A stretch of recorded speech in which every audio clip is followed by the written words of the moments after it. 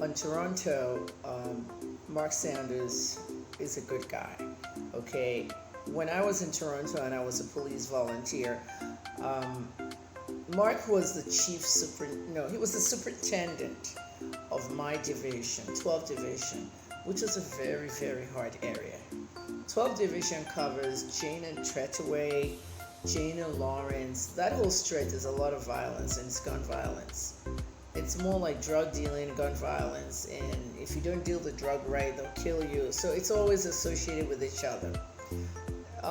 Mark was the superintendent of my division. I used to go for the CPLC meetings every month with my son, and that stands for Community Police Liaison Committee, a bunch of community members and leaders that are part of the police department. We're meeting every month. We talk about what's going on in the community, who was arrested, where's your son, where's your daughter, just what's going on in the community.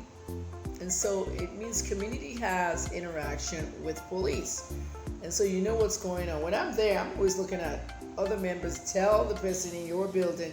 I mean, Jen and Dressaway had a high-rise building, and there's been shootings in there. Like, do you have a gun in the house? Does your child have a gun? Did you check under your child's bed at 2 a.m. in the morning when they're asleep? You need to know. At the dinner table, you need to ask your children questions. Are your children carrying guns? Do you have a child at that table that has killed somebody? We don't know. So this is why the CPLC communicates between the community and the police. And that's what Toronto did. And Toronto had TAVIS, Toronto Anti-Violence Initiative,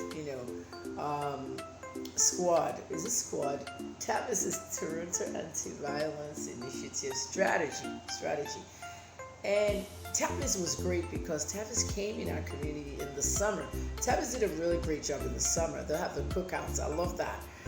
The barbecues in the community. Okay, if TAVIS is having an event in my community now, you'll see the tables, the chairs, you'll see the hot dogs. The police are the ones cooking all the food. Hot dogs, ribs, hamburgers. We're enjoying each other. Music is playing.